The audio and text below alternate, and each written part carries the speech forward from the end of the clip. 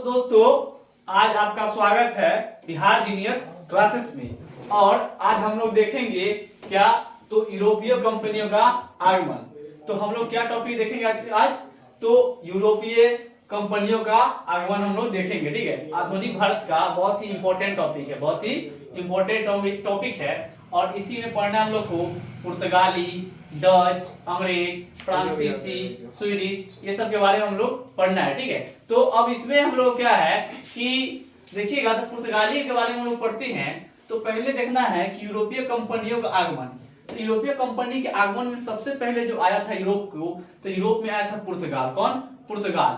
तो पुर्तगाल में देखिए कहानी इसमें क्या है, बोलता है कि पुर्तगाल यानी पुर्तगाली जो आए थे, जो सबसे पहले इनके यहाँ से आए थे पुर्तगाली यात्री, जो कौन थे? Vasco da Gama. और बोला जाता है क्या कि भारत में खोज किए थे। देखिए भारत में खोज हो चुका था। और हमारे यहाँ एक जानते हैं कि सिकंदर आए थे। कौन? सिकंदर भी कहाँ के थे? तो यूरोप के ही थे। तो ऐसा नहीं है कि पुर्तगाली है तो भारतीय खोज हो चुकी थी। भारत कहाँ था? भारत नहीं था, सब कुछ पता था कि भारत है, देश है। ठीक है, लेकिन इसमें जो है ये जो वास्को डिगामा जो खोज किए वो समुद्री मार्ग से भारत में खोज किए व्यापार के लिए। ठीक है, और इसमें जो है तो वास्को डिगामा भारत आए कब? तो भारत जो है ये आए 17 मई 1498 को ये भारत आए। ठीक है, तो 17 मई 1498 को भारत आए और कह रहा है तो ये कालीकट बंदरगाह पे आए थे। कहाँ के? तो कालीकट बंदरगाह पे आए थे। और यहीं पे कौन?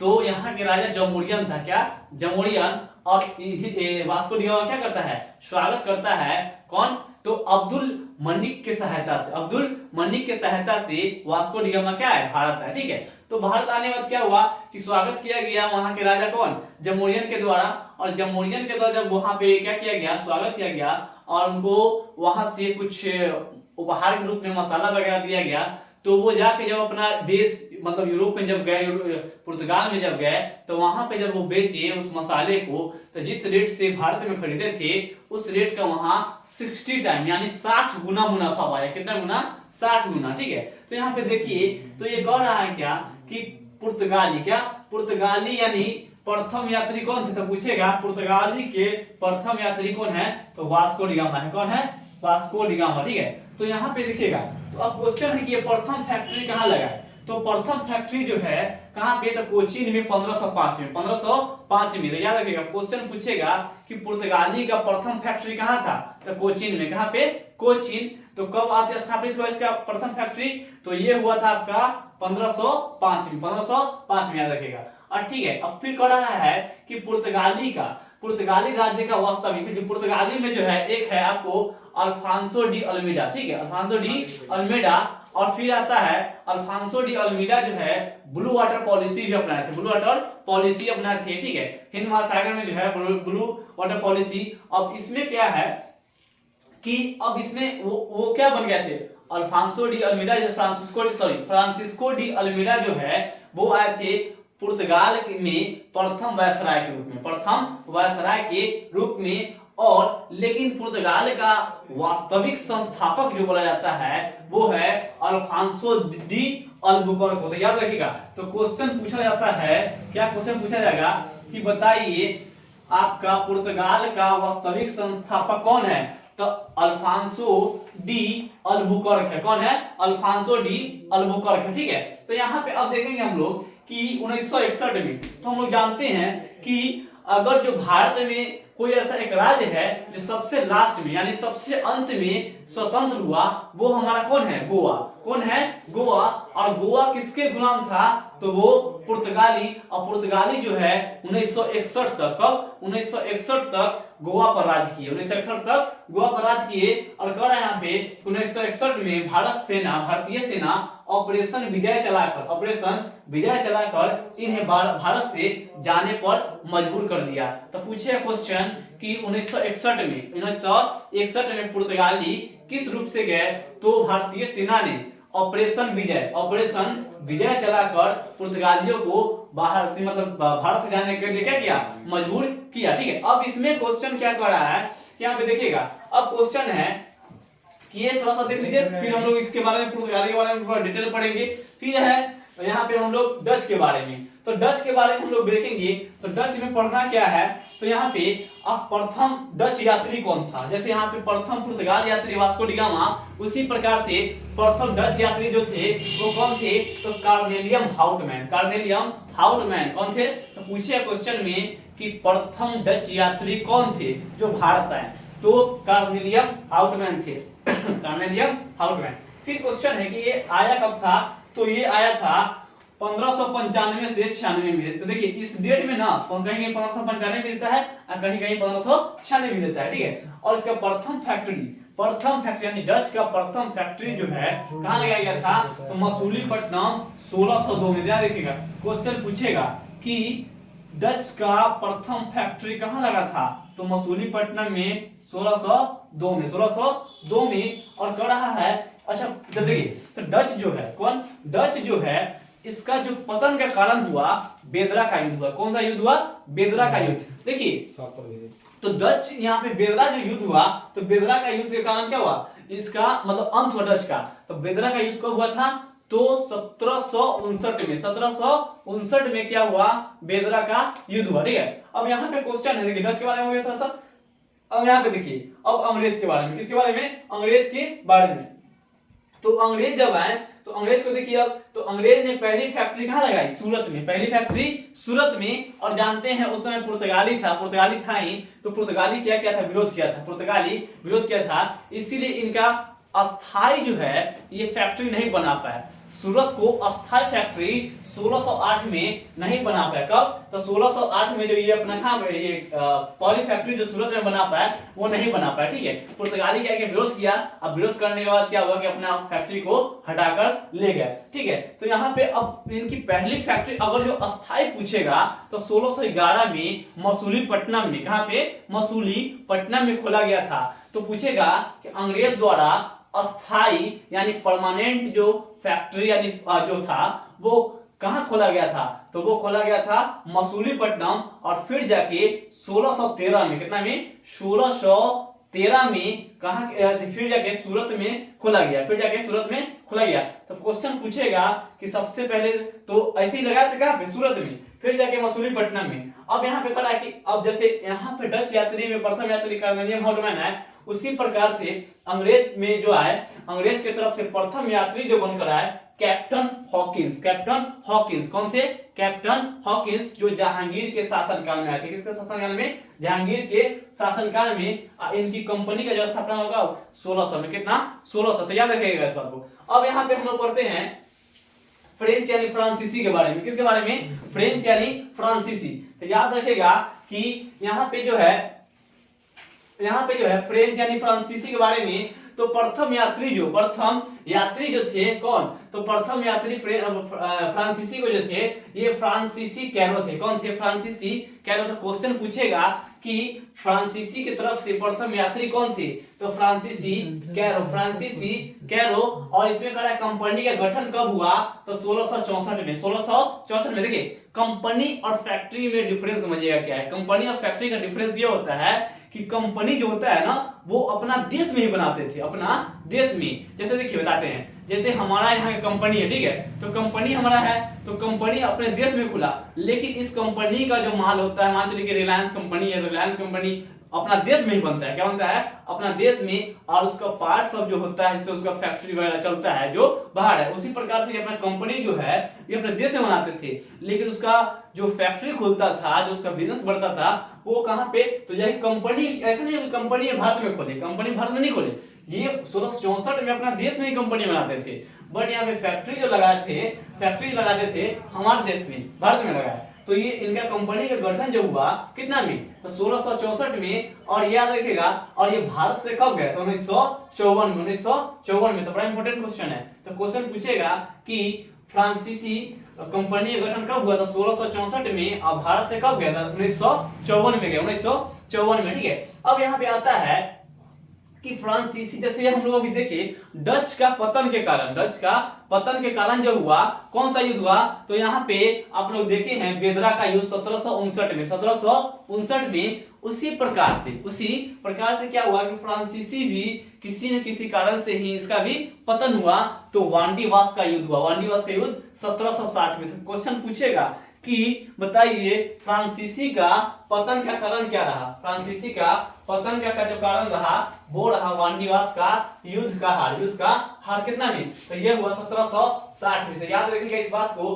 कि 1760 में क्या हुआ कि फ्रांसीसी को वांडीवास का युद्ध हारा, ऐसी कारण क्या हुआ कि उसका पतन हो गया। ठीक है, उसका पतन। तो पुर्तगाली यहाँ पे समझिएगा, तो पुर्तगाली है, फिर डच है, फिर कौन है, अंग्रेज आया, फ्रांसीसी आया। देखो आए बहुत, लेकिन मेन चीज के बारे में पढ़ना है। अब यहाँ पे देखिएगा, अब इसमें कह रहा है कि क्रम के अनुसार से बता देते हैं कि यहाँ पे डेट के साथ, और देखिए यहाँ पे अब कह रहा है कि पुर्तगाली ईस्ट इंडिया कंपनी, यहाँ पे आपको ट्रिक भी देंगे इसको याद करने का ट्रिक, ठीक है, कि यूरोपीय कंपनी जो है, यूरोपीय कंपनी का ट्रिक, क्योंकि क्वेश्चन में पूछा जाता है कि सजाइए यूरोपीय कंपनियों का क्रम में सजाइए, तो यूरोपीय कंपनी के क्रम में सजाने का हम ट्रिक भी देंगे आपको। और यहाँ देखिएगा, तो पुर्तगाली ईस्ट इंडिया कंपनी जो है भारत कब आया, 1498 में। 1498 में। तो क्वेश्चन पूछा जाएगा कि पुर्तगाली ईस्ट इंडिया कंपनी जो है भारत कब आया, तो 1498 में। कितना में, 1498 में। फिर क्वेश्चन पूछेगा कि अंग्रेज, तो देखिए अंग्रेज जो है ये ईस्ट इंडिया, पहले तो देता है डच ही, लेकिन इससे पहले ही कंपनी का स्थापना कर चुके थे, गठन कर चुके थे। तो अंग्रेज ईस्ट इंडिया कंपनी को 1600 में, कितना में, 1600 में। तो पुर्तगाली 1498 और अंग्रेज कितना में, 1600 में। फिर आता है आपका डच ईस्ट इंडिया कंपनी जो है 1602 में। याद रखिएगा। फिर आता है डेनिश ईस्ट इंडिया कंपनी जो है 1616 में। तो डेनिश ईस्ट इंडिया कंपनी कितना में, 1616 में। और फिर आता है आपको कितना, तो फ्रांसीसी ईस्ट इंडिया कंपनी 1664 में। तो फ्रांसीसी ईस्ट इंडिया कंपनी कब आया, 1664 में। फिर आता है स्वीडिश 1731 में। तो याद रखिएगा इस बात को, ठीक है। तो पुर्तगाली कितना में आया, 1498 में। 1498 में। ब्रिटिश कब आया, यानी अंग्रेज कब आया, तो 1600 में। ब्रिटिश कब आया, 1600 में। और डच कब आया, 1602 में। डच कब आया, 1602 में। फिर आता है आपका डेनिश, कौन, डेनिश। तो डेनिश कब आया, तो 1616 में। फ्रांसीसी कब आया, 1664 में। और स्वीडिश जो है वो 1731 में। ठीक है। तो अब इसमें हम लोग देखेंगे इसका ट्रिक। तो ट्रिक क्या है, यूरोपीय कंपनी का आगमन का ट्रिक, ठीक है। यूरोपीय कंपनी का आगमन का ट्रिक है पेड दे फिश। तैयार रखिएगा, जैसे पेड नाम का आदमी है, उसको क्या देना है, फिश देना है। क्या देना है, फिश। तो पेड दे फिश। याद रखिएगा इस ट्रिक को। पी से होता है पुर्तगाली, पी से पुर्तगाली, ई से ईस्ट इंडिया कंपनी यानी अंग्रेज, ईस्ट इंडिया कंपनी यानी अंग्रेज। और उसका डी से कौन है, डच। डी से डच है, कौन है, डी से डच है। और फ से क्या है, फ्रांसीसी। फ से फ्रांसीसी। और स से क्या है, स्वीडिश है। स से स्वीडिश है। तो इस बात को आप भली भांति समझ चुके होंगे, ठीक है। अब देखते हैं आगे चलते हैं। तो हम लोग को देखिए, ये तो समरी था, थोड़ा हम लोग इसमें क्या कहते हैं, समझा। अब इसमें डिटेल हम लोग पढ़ना है। पुर्तगाली मतलब बारी जितना भी कंपनी जो आया है उसको बारी से देखेंगे। तब यहाँ पे है पुर्तगाली, फिर पढ़ेंगे अंग्रेज, फिर डच, डेनिश, फ्रांसीसी, स्वीडिश पढ़ेंगे। तो पहले हम लोग पढ़ेंगे पुर्तगाली ईस्ट इंडिया कंपनी के बारे में। पुर्तगाली ईस्ट इंडिया कंपनी के बारे में। तो ये पुर्तगाली ईस्ट इंडिया कंपनी कब आया, 1498 में। अब यहाँ पे है 17 मई 1498 को वास्को डी गामा ने भारत के पश्चिमी तट पर हम लोग अभी जस्ट बताए हैं, भारत के पश्चिमी तट पर जस्ट बताए हैं कि पुर्तगाली वास्को डी गामा 17 मई 1498 को वास्को डी गामा ने पश्चिमी तट पर स्थित काली कट बंदरगाह पर पहुंचकर नए समुद्री मार्ग से भारत की खोज की। तो क्वेश्चन देखिए पूछता है, लेकिन क्वेश्चन में देता भी है, कहता है कि भारत की खोज। तो भारत की खोज बहुत पहले हो चुका था, लगभग 326 में। कौन यहाँ पे कौन आया था, सिकंदर। 326 ईसा पूर्व में भारत की खोज बहुत पहले ही हो चुका था, भारत के व्यापार भी होता था उस समय यूरोप से, बट ये जो खोज किए थे वो समुद्री मार्ग से खोज किए थे, भारत की समुद्री मार्ग से। क्वेश्चन पूछेगा कि किसने किया था, तो ये वास्को डी गामा ने कब, 17 मई 1458 में। और ये पश्चिमी तट पर स्थित कालीकट जो एक बंदरगाह है वहां पे आए, और वहां के जो राजा कौन था, जमोरियन, और ये आए थे किसकी मदद से, तो ये अब्दुल मजीद की मदद से। याद रखिएगा, बड़ा इंपॉर्टेंट क्वेश्चन है। क्वेश्चन पूछता है कि जब वास्को डी गामा भारत आए तो उस समय उनका सहयोगी कौन था, तो अब्दुल मजीद। कौन था, अब्दुल मजीद। और याद रखिएगा अब्दुल मजीद है। और फिर कह रहा है क्या कि सहयोग से क्या हुआ, कि सहयोग से आए। अब प्रथम पुर्तगाली वायसराय कौन था, तो फ्रांसिस्को डी अल्मीडा। याद रखिएगा, तो क्वेश्चन पूछेगा कि पुर्तगाली यानी प्रथम पुर्तगाली वायसराय कौन रहा, तो ये फ्रांसिस्को डी कौन, अल्मीडा। Francisco de Almeida. इसी ने 1505 यानी 1505 में बन के आया, और इसी ने ब्लू वाटर पॉलिसी नीति चलाई थी। ठीक है, तो पूछेगा कि ब्लू वाटर पॉलिसी नीति किसने अपनाई थी, तो ये फ्रांसिस्को डी अल्मीडा ने ब्लू वाटर पॉलिसी अपनाई थी। अब पढ़ा कि 1509 में अल्फांसो दी अल्बुकर्क, तो पूछे क्वेश्चन ये 1505 में बन के आया कौन, फ्रांसिस्को डी अल्मीडा। बट 1509 में जो है ये जो है अल्फांसो द अल्बुकर्क जो है पुर्तगाल की तरफ से वायसराय बनकर कहाँ है, भारत है। कहाँ है, भारत है। तो इस बात को ध्यान से समझिएगा इस बात को। ठीक है, कि यहाँ पे कब है, तो 1509 में। हाँ तो दोस्तों हम लोग देखे थे अल्बुकर्क के बारे में, तो अल्बुकर्क के बारे में हम लोग देख चुके थे। तो अल्बुकर्क जो है इसमें कह रहा है कि अल्बुकर्क ने 1510 में बीजापुर के यूसुफ आदिल शाह से गोवा को जीता। तो क्वेश्चन पूछेगा कि इनका जैसे पुर्तगाल का जो बताया, पुर्तगाल के बारे में पढ़ी थी कि 17 मई 1458 को जो क्या हुआ कि भारत की खोज की समुद्री मार्ग के द्वारा, और पुर्तगाली का जो प्रथम वायसराय जो हुए कौन हुए, तो फ्रांसिस्को डी अल्मीडा। और याद रखिएगा, और उसके बाद पूछा जाएगा कि तो वो कब बने, तो 1505 में। अब 1509 में जो है अल्फांसो डी अल्बुकर्क जो बने पुर्तगाल के वास्तविक संस्थापक। पूछे क्वेश्चन कि पुर्तगाली के वास्तविक संस्थापक कौन है, तो ये है आपको अल्बुकर्क यानी अल्फांसो दी अल्बुकर्क जो है ये वास्तविक संस्थापक है। और इसने जो है 1510 में, कितना में, 1510 में बीजापुर से यूसुफ आदिल शाह से गोवा को जीता। तो क्वेश्चन पूछेगा कि किसने पुर्तगाली वायसराय में किसने गोवा को जीता, तो किसने, तो अल्बुकर्क ने। याद रखिएगा, तो क्वेश्चन पूछेगा और कब जीता, तो 1510 में गोवा को जीता। तो किससे जीता, तो बीजापुर के यूसुफ आदिल शाह से।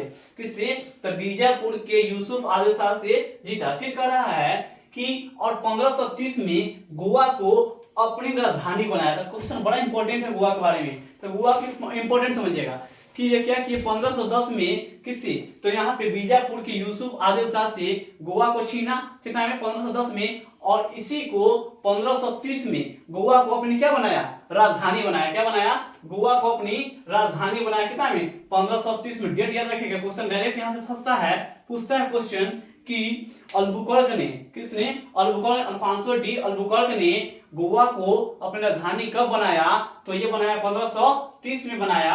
अब फिर कह रहा है कि इसने अपनी पहली फैक्ट्री कहाँ पे, तो कोचीन में। कहाँ पे, कोचीन कहाँ पड़ता है, केरल में। कहाँ पे, केरल में। तब याद रखिएगा, तो पूछेगा कि इसने अपनी पहली फैक्ट्री कहाँ खोली, तो ये अपनी पहली फैक्ट्री जो खोली ये कोचीन केरल में, और दूसरी फैक्ट्री जो खोली कन्नूर केरल में।